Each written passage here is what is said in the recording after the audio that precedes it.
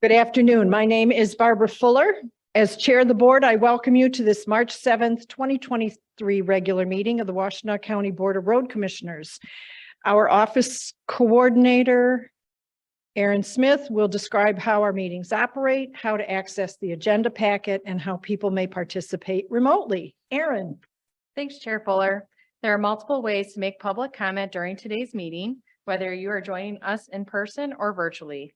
If you're here in person and would like to make public comment, please fill out the sign-in sheet now. If you're joining us virtually, we will ask you to virtually raise your hand at the appropriate time in the agenda. If you're joining us virtually, the chat feature on the Zoom meeting is available only as technical support for users on their computer or smartphone. If you're experiencing technical issues with audio or video during the meeting, submit a comment in the chat feature and I will help you troubleshoot. If you're a staff member experiencing issues, please contact the IT help desk for assistance. The audio and video of this meeting is being recorded and a link to the recording will be posted to wcroads.org in the next few days. There are printed copies of today's meeting agenda on the table and is also posted on our website. There's a link available in the chat if you're joining us virtually, and I'll turn it over to Chair Fuller. Thank you, Aaron. At this time, I would ask Aaron to call the roll. Chair Barb Fuller, Present. Vice Chair Rod Green, Present. Commissioner Gloria Yamas is absent. Commissioner Joanne McCullum. Present. And the following directors are in attendance. Managing Director Cheryl Siddle, Director of Engineering and County Highway Engineer Matt Macdonald, Director of Operations Adam Lape, and Director of Finance and IT Dan Ackerman. Thank you, Aaron. At this time, I'd ask folks to join us in saying the Pledge of Allegiance and then remain standing for a moment of silence. I pledge allegiance to the flag of the United States of America and to the republic for which it stands, one nation, under God, indivisible, with liberty and justice for all. And if you'd please remain standing. At this time, I'd like us to observe a moment of silence. Renee Rangel with the Van Buren County Road Commission was killed in the line of duty on last Friday, March 3rd, 2023. Mr. Ken Harris from our organization attended the memorial vigil for him, which took place yesterday. We could observe a moment of silence in honor of Mr. Rangel.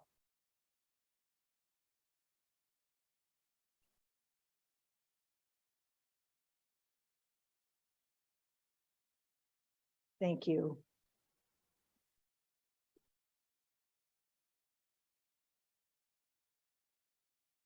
Next item on our agenda is the approval of the agenda. May I have a motion to approve the agenda, please? So move. Support. Thank you.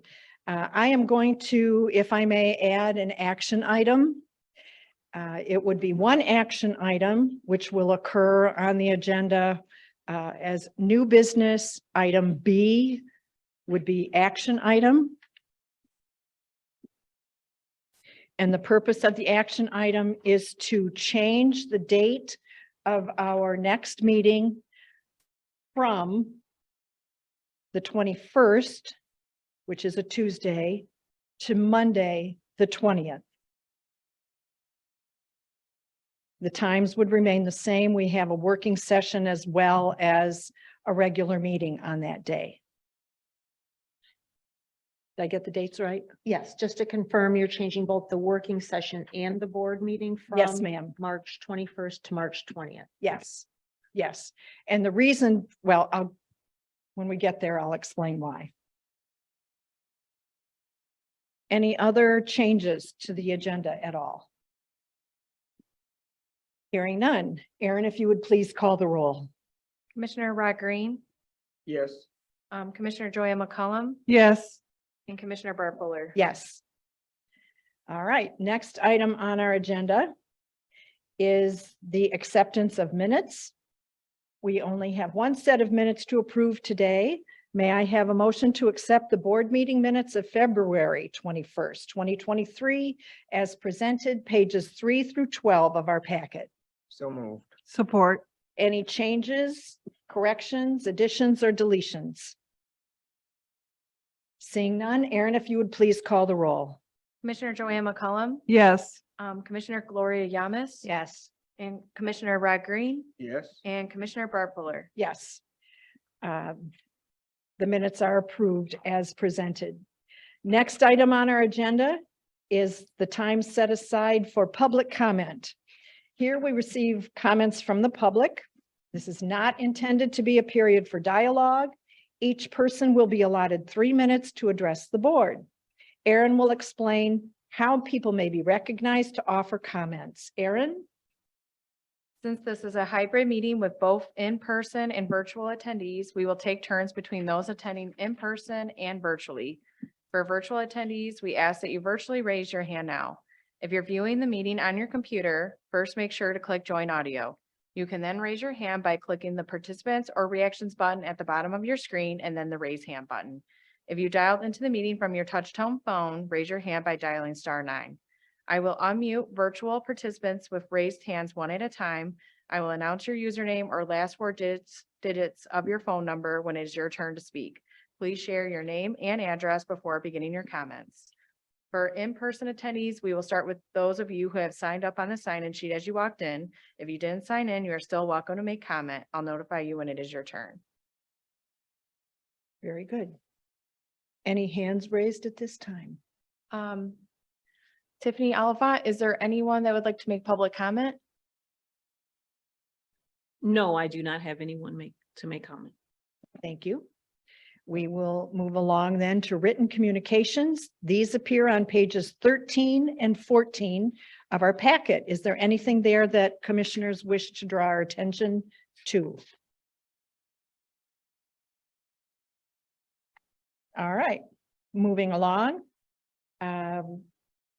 There's no need for us to respond since there was no public comment. We will move to the consent agenda under new business. May I have a motion to approve the consent agenda as presented, items 1 through 10, back up on pages 15 through 33 of the packet? I move so. Madam Chair, I apologize. All right, support? Support. Thank you.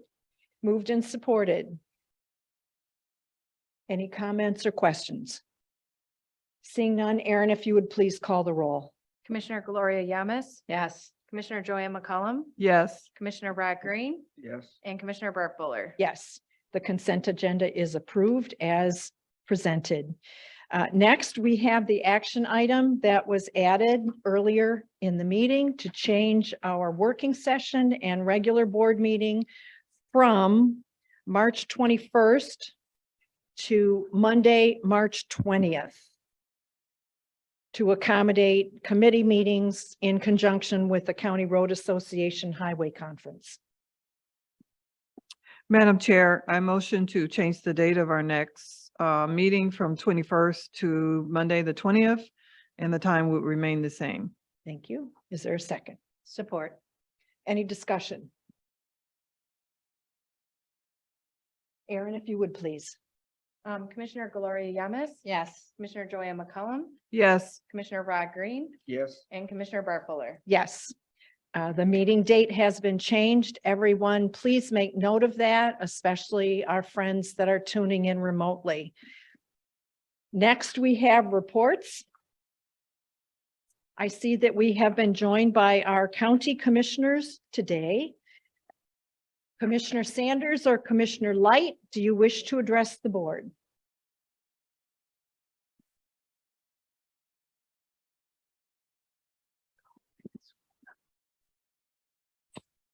Good afternoon. I just would like to say, thank you and a shout out to your staff for the work that they did during these most recent storms. And just wishing that everybody stay safe, especially with our pending snow coming up on Friday. So that's it. Thank you. Thank you, Commissioner Sanders. Commissioner Light, would you like to offer any comments? And Yes, welcome. It's good af- wonderful to have you joining us. Thank you. I'm glad to be here. Good afternoon.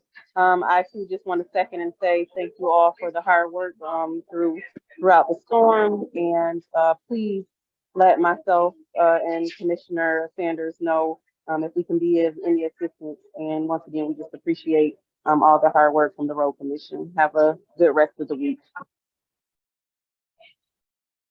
Thank you. Next up, we have the reports of the road commissioners. Commissioner Green, if you would start, please. Thank you. On the 24th of February, I attended the executive board meeting of SEMCOG. There was an interesting discussion about the 25-year forecast for 2050 for the year of 2050. And the projection is that by that time, at least half of our vehicles on the road will be electric vehicles. So of course, that's going to impact road funding. So we're looking at new ways to fund our roads because the gas will not be available. How many, what's the The percentage? gas tax will not be available Half by when? by the year 2050. 2050. Okay, So it's a 25-year forecast. okay. There's some other projections as well. A modest increase in population for the state of Michigan. Thank you. Anything else? No, No, thank you Thank for you. that report. Commissioner Yamas? No report. Thank you. Commissioner McCollum? I'd just like to thank the staff for the hard work that they did over the removing the snow and trees that were in the road also. And they were everywhere. So they did a very good job in cleaning up everything. And also there was a signal light US 12 M17 that was fixed. And I'm very thankful that they did a really good job on that and in a timely manner. So thank you. Very good. may I add just one comment? Certainly, Commissioner Green. On the way here along I-94, I noticed that the road commission was filling potholes along the road. And it looked like a kind of hazardous event in light of the fact that I know that there was a death in Van Buren County. When I saw the road commissioners working, the first thought that came to my mind was how safe are they? So if someone could address that, I would appreciate that. Would it be okay if we had that included when staff reports and the managing director Please. address us? Please. Give them a few minutes to collect their thoughts on that part. Okay. Thank you for bringing that to our attention. I will report that on March 2nd of this year, I attended the MDOT public comment session on Reimagine Washtenaw, which talked about the segment from US 23 going eastward to the water tower at EMU. I attended the midday session noon to 2 at the Washtenaw County Learning Resource Center on Hogback Road. Also like to compliment the responsiveness of the road commission to closing roads due to downed power lines. I was contacted by a county commissioner who was contacted by a constituent saying, how do I report this? So I used C-Clicks and told them they should too. And within, I don't know, within an hour, that road was closed. So in addition to removing trees and patching potholes, operations was closing roads because of downed power lines, and they were everywhere and they're still being fixed to this day.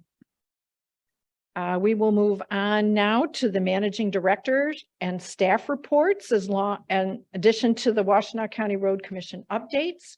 The documentation appears on pages 34 through 43 of our packet. Cheryl. Okay. I'll start by asking, do any of the commissioners have questions about the information in the packet? All right.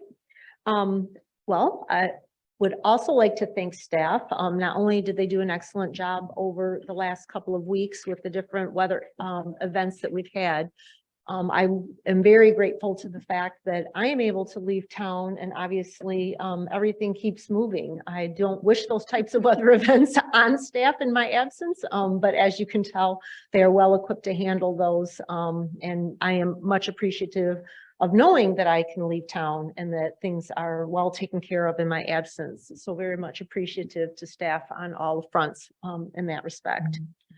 Couple of quick things. We talked at the last meeting about our local road packets. Those were distributed to all 20 townships. Oh, wow. So we were very pleased to present that information. There is just a ton of information in each of those packets about local roads, local road funding challenges, but also unique to each township as well. So there's a little bit of effort that goes into that because we do list out the culverts in that particular township. We provide the Pazer maps for each individual township. So they're unique and hopefully helpful as we are having those conversations. And I know Adam will talk about that with respect to the local road program for this coming year.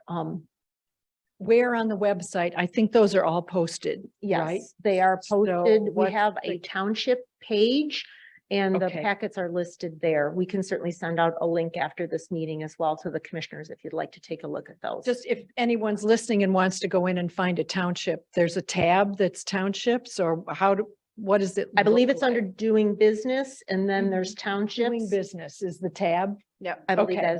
that is where it's Okay. at. Okay. And certainly we're happy if anybody has any questions, to help them navigate that. But all 20 township packets are up there as of this date. Okay. And have meetings been scheduled at this point or? For the most part, we are having individual conversations, not necessarily meetings. We are Okay. meeting if requested with the townships. I know Adam and I went to Webster a couple of weeks ago. Bridgewater has invited us to come. We're trying to find a date for them.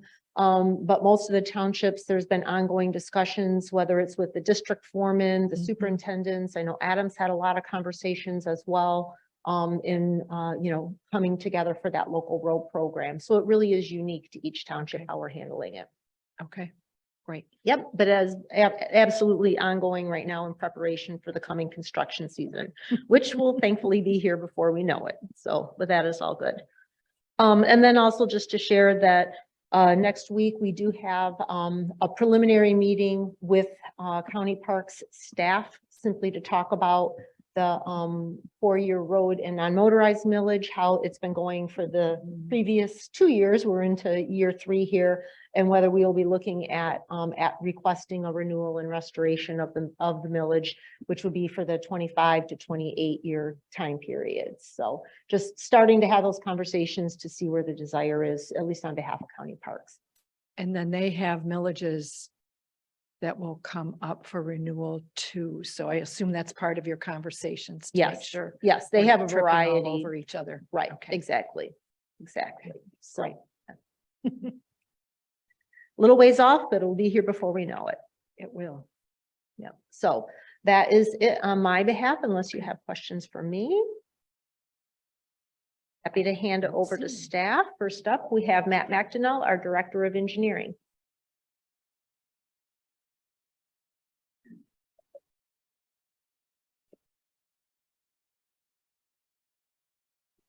Afternoon, Matt. For engineering, thank you, board, for your consent agenda items. As you can see, construction season is looming. We had a number of items in there for contract awards and various things that we are prepping for the coming season. I also would like to report on, we had 3 projects in the MDOT letting. We had Carpenter Road resurfacing in Pittsfield Township. The low for that was Cadillac asphalt. It was a little over 8% above the engineer's estimate. But fortunately, we had another project, Michigan Avenue, in Ypsilanti Township. The low for that was Florence Cement, and that was 14% under the engineer's estimate. So a little above, a little below. And then the just right number is Whitmore Lake was bid in Northfield Township, and that was Cadillac asphalt, and that was within 1% of the engineer's estimate. So those are all good things as it relates to budget and contractors that we know and have worked with successfully in the past. So those are all good things. So Matt, what was the trigger on the 8% coming in above? What drove that? Anything in we haven't particular? seen the actual detailed tabulation. We just saw the as submitted number.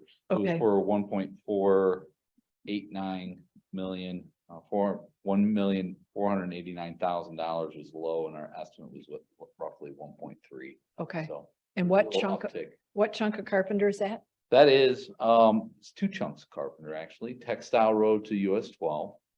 Or be resurfacing that. Okay. It's the asphalt portion. Then there's a concrete section between US 12 and roughly just south of I-94. And then it goes and transitions back to asphalt. We'll be resurfacing that asphalt section from just south of 94 to up to Ellsworth. Got it. Okay. Yep. I Yeah. can see it now. You gotta see it. Okay. I see you accessing the database Yeah, back you there. see my eyes go up there. Okay. So everyone has a map in their head. Yeah. I know. So, that's all I had to report. Oh, okay. Obviously, we've been dealing a lot on the operations side as well as we, with the power outage, reminder to all, if it's a dark signal, it's a four-way stop. And we had a lot of those. Obviously, our traffic signals do not operate unless they have power.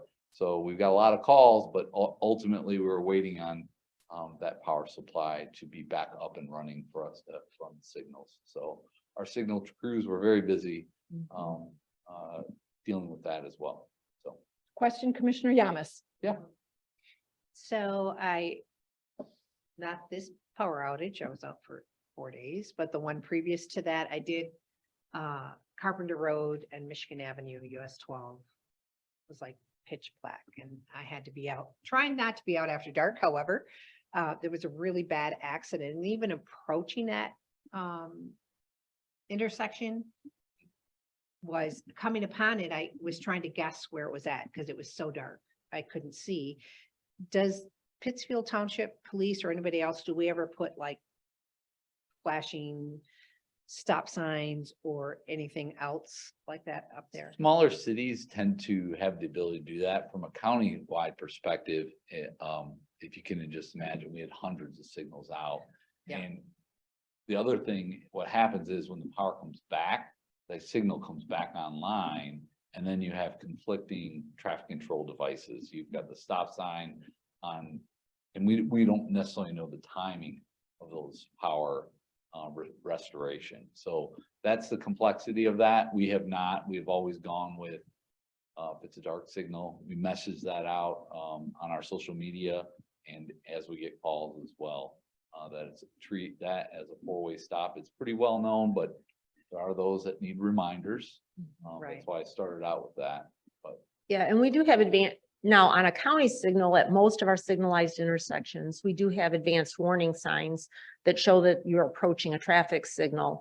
US 12 and Carpenter is a state intersection, so they may sign it a little bit differently. But we also, again, to Matt's point, because we don't put up the stop signs, at least that's an attempt to give warning that you're approaching a signalized intersection should the signal not be operating at the time. and generally speaking, our power outages are usually short-lived. Very infrequent do we get those multiple days. We do have battery backup in a lot of our traffic signals, not all, but a lot of our traffic signals. So if we do get a 1 or 2 hour or a 3 hour, 4 hour event, our battery backup does function that signal for a while. And then it goes and reverts to dark. So we do have that nice cushion for battery backup for those large events where we've got multiple days without power. It's just the standard way we've operated. But ultimately, it's the complexity and size.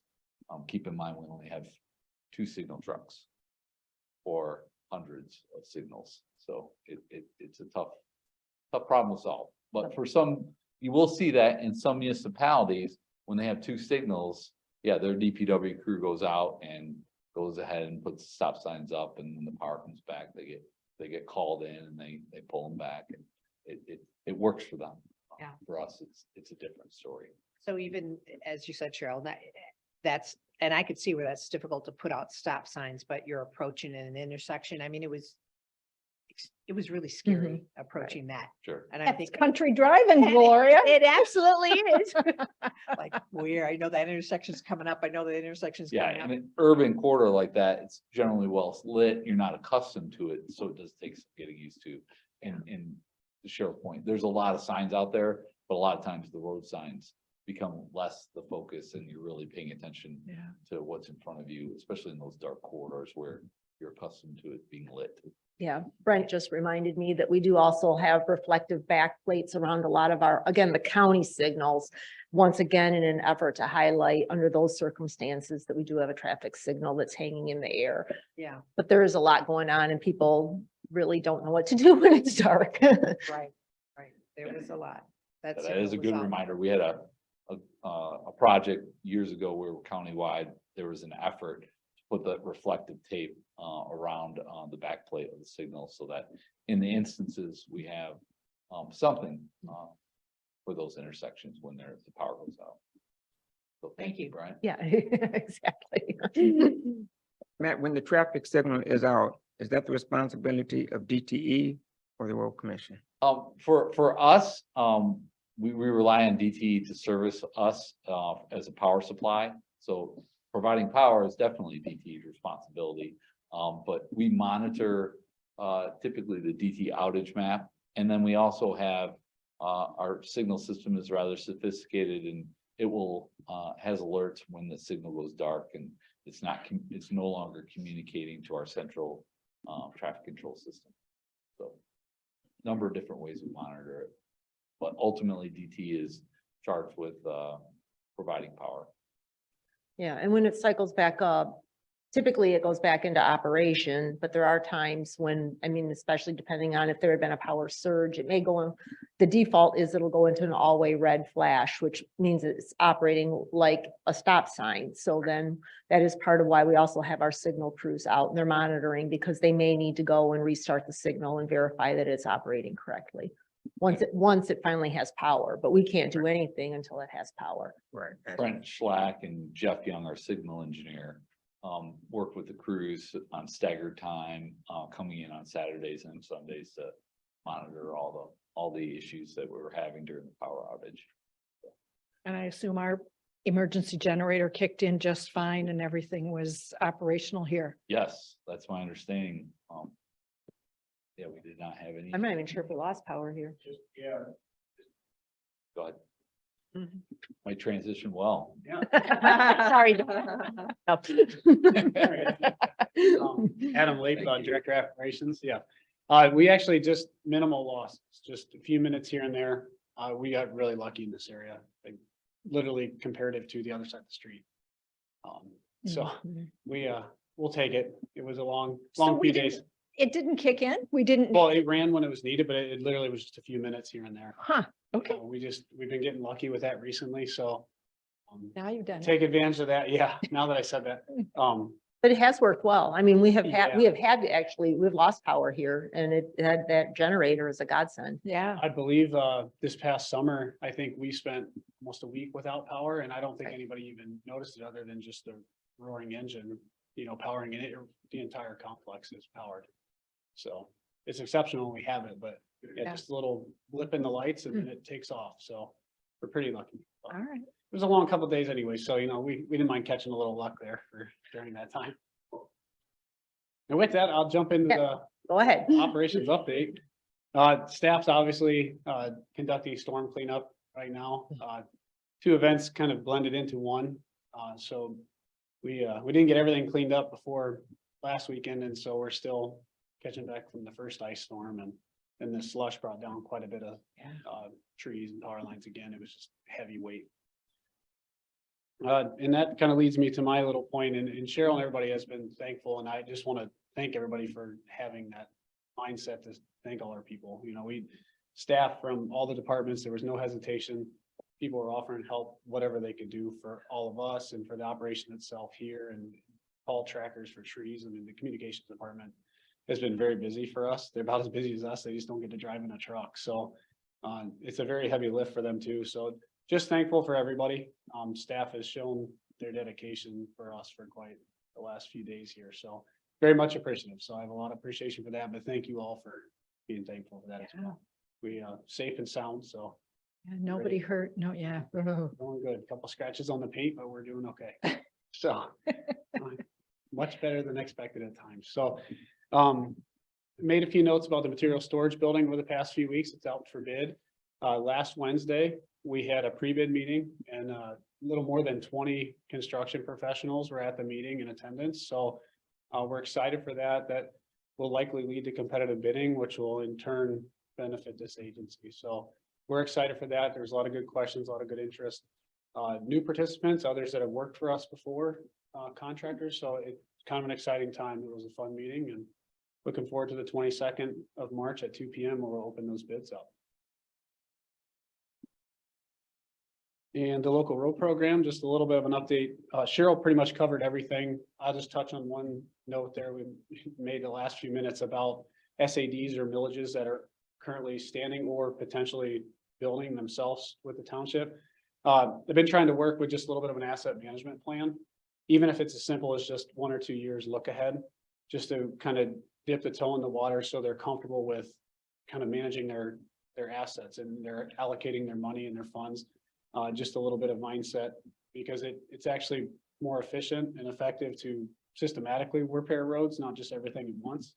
You want everything to kind of work in a little bit of a system, so it's not just everything old at the same time in need of repair. So been working with a few townships, specifically Scioto and Lodi, that have some upstanding SAD and millage work that they're doing, trying to keep that going for them and help them plan for the future. So it's all planning right now and all proposals, but we're excited. We have a lot of potential work that we could take on this year. So we're pretty excited for that.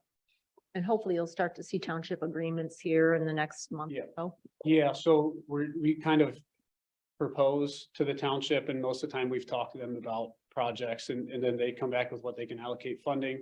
And then we just prioritize, whether it be township or necessity, township desire, I should say, or necessity out of, need for repair. And then we just balance that, and usually culminates in some type of agreement that you're all accustomed to seeing, but a little bit behind the curtain. We go back and forth and get it set so everybody's comfortable, because we're all owners in it. So it works out pretty good. But the townships are pretty easy to work with, and they ask good questions. So we're trying to train as we go. So they have a little education of kind of what we're looking to do. And then we'll meet the 23rd with the township supervisor group, talk a little bit about SADs and just asset management in general. So welcome to be involved with that. It's going to be a fun conversation, because that's our opportunity and platform to kind of coach and start teaching about what we do. So everybody has a little bit of understanding on the township level of kind of where our minds are and what we're planning.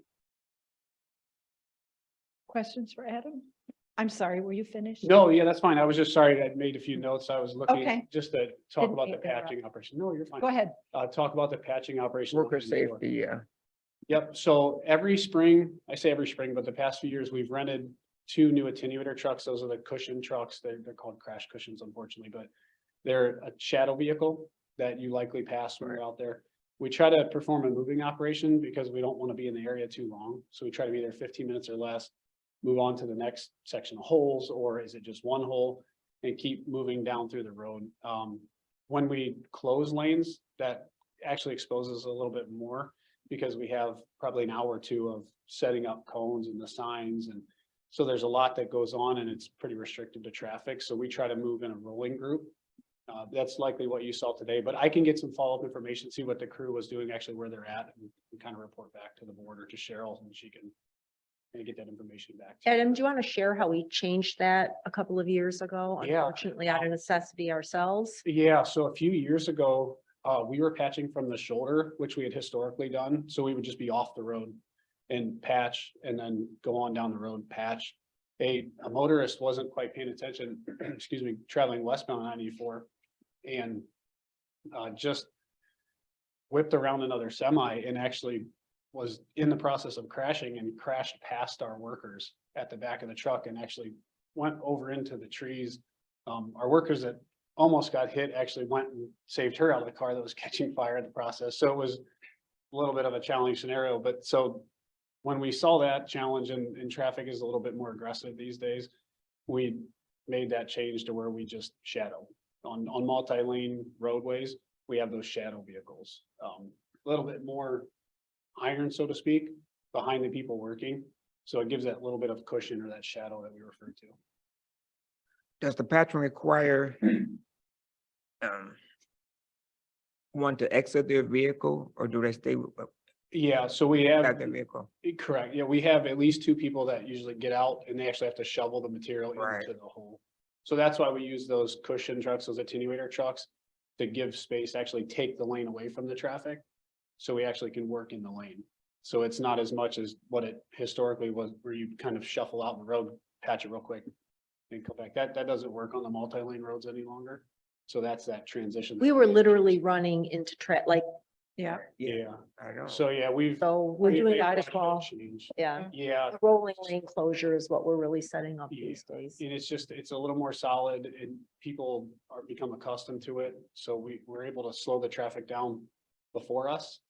You know, at our vehicles behind that are shadowing, as opposed to trying to get them to slow down at the truck where we're working. Right. So we try to, it's almost nice to have a little bit of a traffic jam sometimes because the speeds come down. It's a little more controlled environment at that point. But we still have human beings that are standing out there at the end of the day. I'm sorry, I didn't hear you. We still have human beings that are standing out there at the Oh, end yeah. of the day. Yeah, that's, We have to yeah, physically get it to the. looks dangerous.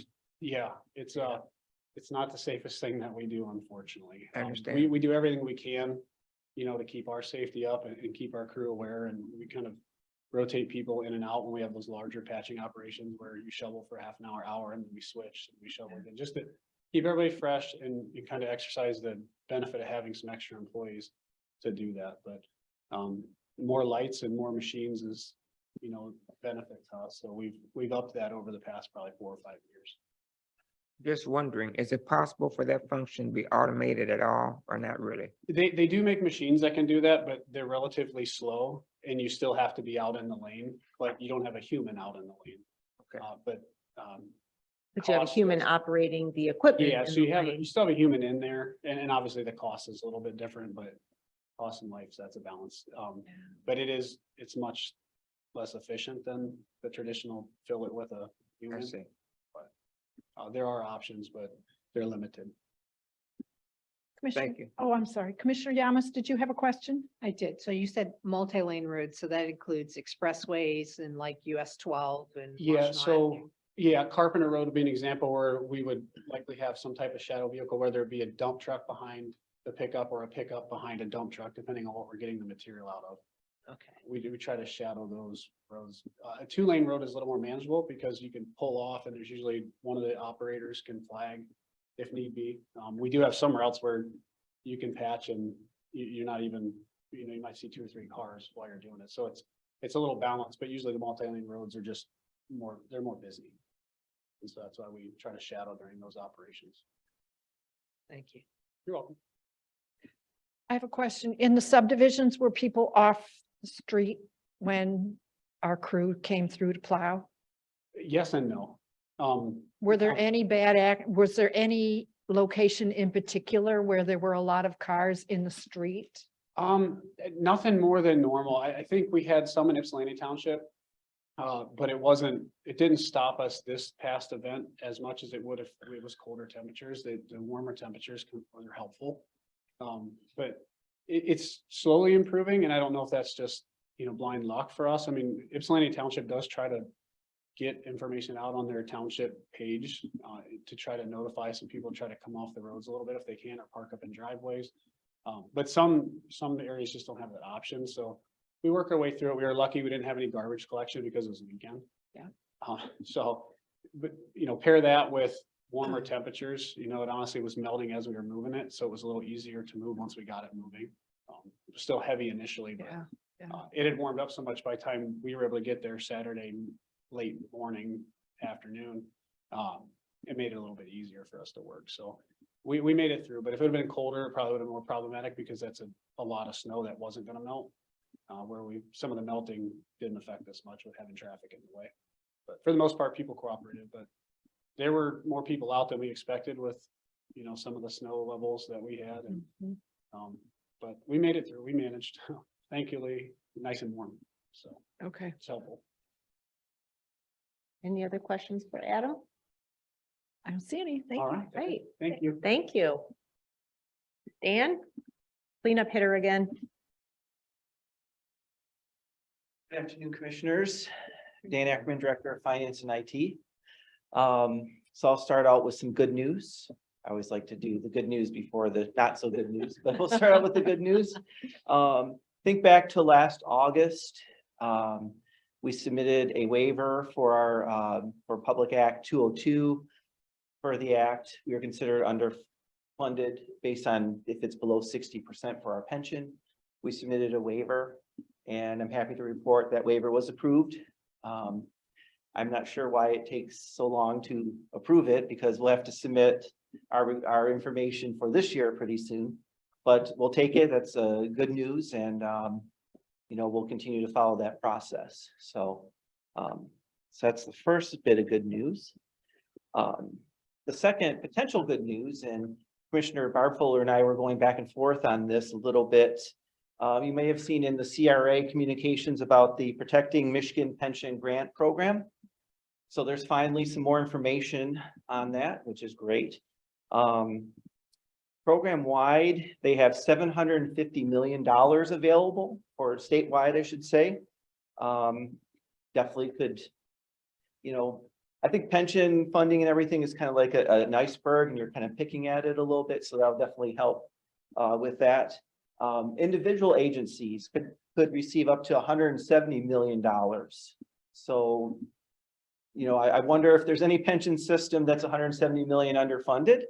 But that's a lot of money, and really the nature of this program is to get organizations to that 60% funded level.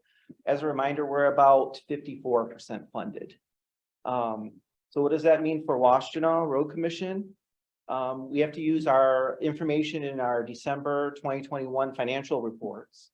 So that means, and number one, we are eligible. We are deemed eligible.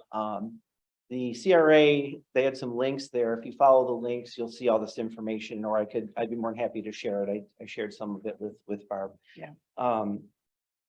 So if we use our December 31st, 2021 financial reports, we would be eligible to receive about $2.4 million. So again, that would bring us up to 60% funded. The window to submit our request is April 17th through June 15th. And in early August is when they would make the awards. Now, of course, they're still developing the forms in order to be able to submit the information, but once those are available, you can be certain we'll jump on that.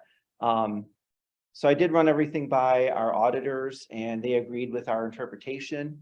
I did reach out to MERS to make sure that they also agree with our interpretation, or if there's any suggestions or so on. I've not heard back yet, but when I do, I'll share that with all of you. As I told Barb, we'll be ready hopefully on the 17th of April to be first in line or close to it, to see if you know, we can get some money out of this. So I don't know if there's any other questions. What was the number again that you thought we might be eligible to? About receive? 2.4 million. And that would take us to 60%. Yes, based on our financial report from From December 2021. Obviously, that's a moving target every year. Right. But that's, Is that a grant or a loan?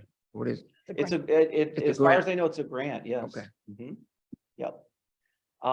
And I'm not sure exactly where the money comes from, if it's from the general fund or COVID dollars.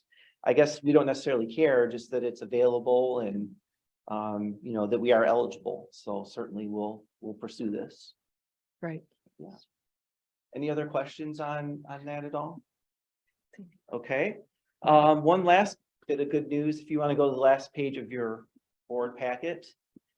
We did receive the Michigan Transportation Funds for January of 23, and it was up about 4% from January of 2022. Certainly we will take that. It's trending well compared to our budget. One other piece of information regarding the Michigan Transportation Funds. They released a report, the revenues from marijuana sales. Yeah. And Washtenaw County was #1 in the entire state. This is not including the city of Ann Arbor. This is just Washtenaw County. City of Ann Arbor is separate. So we would be the benefactors the most of anybody in the state. Again, we will take that. And the reason why I point that out is because of that, I think our MTF might trend a little bit higher. Not that we necessarily budget based on that, but you know, we might trend a little bit higher than the estimates we received from MDOT. So any questions on that? Yes. So what percent does come to us out of those sales? So they have a distribution formula. It's about 35% goes into MTF. There are some other, wasn't schools, was it? I don't know. Probably. I can get you the breakdown if you want, but I know 35% goes into the Michigan Transportation Funds. Right. So 35% goes to MTF, and then what percentage of that comes to Washtenaw? I believe it's the entire amount because they break it down by counties and cities and so on. Oh, really? Okay. Yeah. So a little bit different on this because they can track where all of the revenues are coming from. So, And that's separate and distinct from the money that Washtenaw County itself will receive, right? Which is the tune of 2 million? no, I believe that would be the road commissions. Adult use based on. Or, well, the 2 million is dispersed and we would get 35%. Is that what you mean? Of the 2 million? Right. I Okay, believe that's how that works. okay, I do have a chart on it. that's all right. Okay.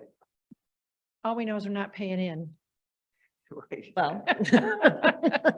On that point. So it is $2 million to Washtenaw County. Yeah, And it's my understanding 35% would go into the Michigan Transportation Funds. Okay.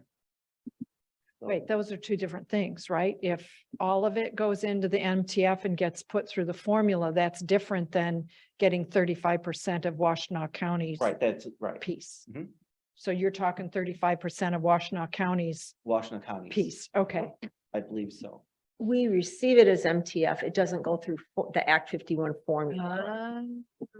okay. Right. Because the city is up for like almost 1.4 million. Mhm. Ipsy City, 518,000. Wow, okay. Let us know when it gets here, Dan, and clears. It looks like the distributions may be in December. Yeah. Of each Okay, year. And we've noticed a significantly higher MTF in December. So I didn't mean to make a Christmas joke time. there, but Merry Christmas. everybody was happy at That Christmas this Pot for year. Potholes program is working Right. well. right. So any questions about that? Okay. So now the unfortunate news, another fraud attempt on one of our checks, February 23rd. Our systems definitely caught it. We went through the same protocols. Reached out to our auditors, county treasurer's office, Key Bank. You know, it's. Where's this one from? New this- York again? This one, no. So they're spreading it around Memphis, Tennessee. Okay, It still could be the same individual or individuals, but at least, you know, the check was made payable to somebody in an apartment in Memphis, Tennessee. Was that a paper check? So if we were to eliminate, I know it may not be possible, Mhm. but if we were to eliminate all paper checks, would that bring the possibility of fraud down to or close to zero? or Absolutely. would it? I mean, you know, again, I can't guarantee like fraud would never be attempted or Right. committed. We can just Right. try to minimize the probabilities. You know, unfortunately, the fraudsters are getting more and more good at their craft too. So we just want to stay one step ahead. But as I know, as far as I know, paying electronically definitely is a lot more foolproof than with a paper check. I see. So we have modified some of our practices with respect to like our bidding documents. If you, in order to do business with us, you do have to accept electronic payment now to try to minimize the opportunities for this to occur. I don't know that we'll, Dan and I've talked, I don't know that we'll ever get this down to zero as in paper checks that we issue, but we're definitely working to get the even more than 60% that we're at right now on ACH. Right, it's about 60-40, 60% ACHs, 40% checks. You know, we had talked about possibly mandating electronic payments because we've had 3 fraudulent attempts on 4 checks in like 3 months. And maybe when we get closer to 100% electronic checks, maybe we can do that. Some utility companies say, yeah, we don't have the capabilities of doing that. And they want to do, what's it called? It's a push where they would come into our bank account to get their funds. County Treasurer's Office said, no, no, no, we don't want anybody to have access that way. We are doing what's called a pull, where we're taking the money and having it go to their bank. So we're running into some of those issues. I know Kurt, who handles our right-of-way acquisitions, when you're dealing with property owners, sometimes you need that check for various legal purposes. So we may not be able to get to 100%, but we could get to 95, 99%. And, you know, maybe at some point, we can look at mandating it when we get closer to that point. With exceptions. So there could be a few exceptions. Commissioner Yamas, did you have something? Yeah, so was the fraud attempt caught by the positive pay, positive recipient process? Mhm. So I know that there's another process called check pay.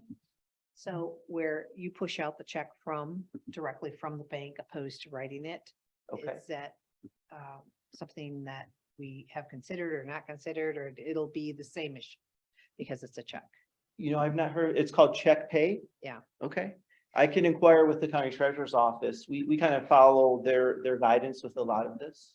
And, you know, they haven't steered us wrong yet, but I can mention that to see if it would even be a possibility, number one, and number two, if that would better protect our interests. Yeah, so I want to say that for me personally, at my bank, I'm able to write a check. I tell the bank who I want them to send the check to out of my checking account, and the bank sends the check opposed to me writing a personal check. Okay. And that's something that I just instituted at another organization, nonprofit that Oh, really? Okay. I'm dealing with. So.